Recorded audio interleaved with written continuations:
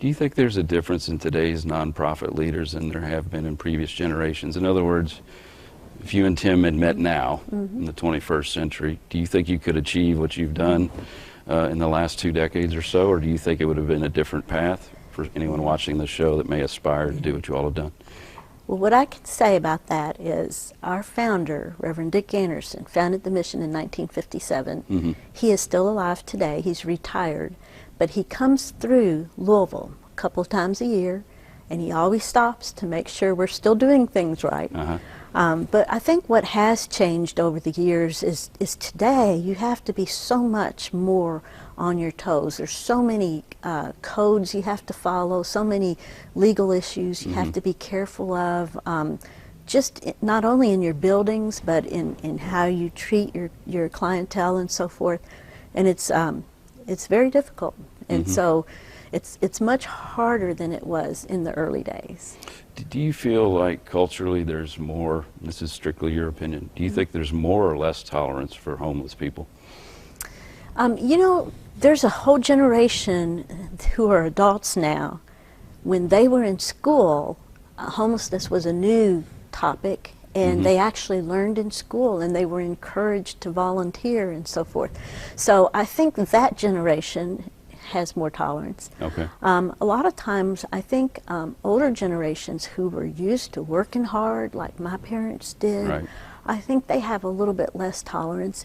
But until you really explore the problem and come to understand it, it's very easy to get frustrated with the number of people, and there's just so many facets to homelessness. I was going to say, and this is more my opinion as the host, as just a fellow human and observation of life, it is, and I don't know the answer I'm asking, is homelessness born out of a lack of motivation, ambition, or is it born out of mental illness, or is it born out of a drug addiction, or is it a cauldron of all of that? I mean, what has been your experience? Yeah. It's interesting that you mention those things, because you hit 2 of the primary causes of homelessness, and that is mental illness.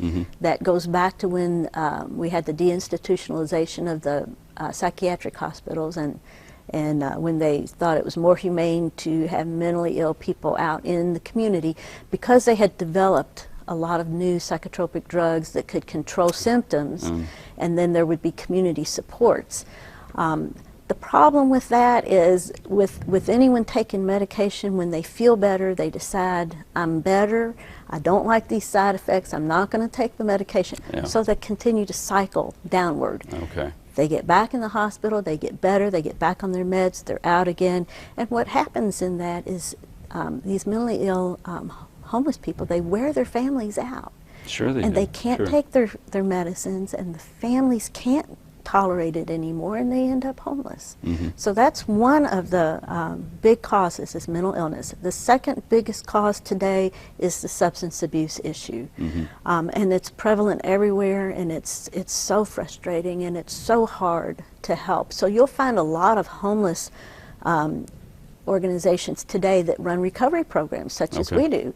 The Healing Place came down, loaned us staff in 1992 to start our program, and that has really helped all of these years. And once the recovery program is completed, and people actually complete it, and they continue to walk that walk of recovery and go to meetings and everything, we have about a 66% success rate, which is a high number for recovery. That's a good number for recovery. That was a good number, I would think. Yeah. But the people who like the medications, they get to feeling better, they think they're better, and they leave before finishing. They don't have all of the tools to stay sober, and so they cycle back in. So those are the 2 largest causes. And then the last 1/3 are people who are caught up by life situations, and because of circumstances, they've become homeless. So that could be the job left. We've lost so many manufacturing jobs in the community.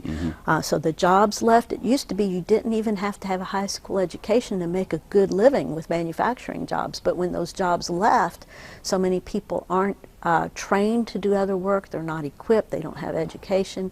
So that's a big cause. Families breaking up, the breakdown of the families in America, that has caused a lot. So they're circumstantially homeless.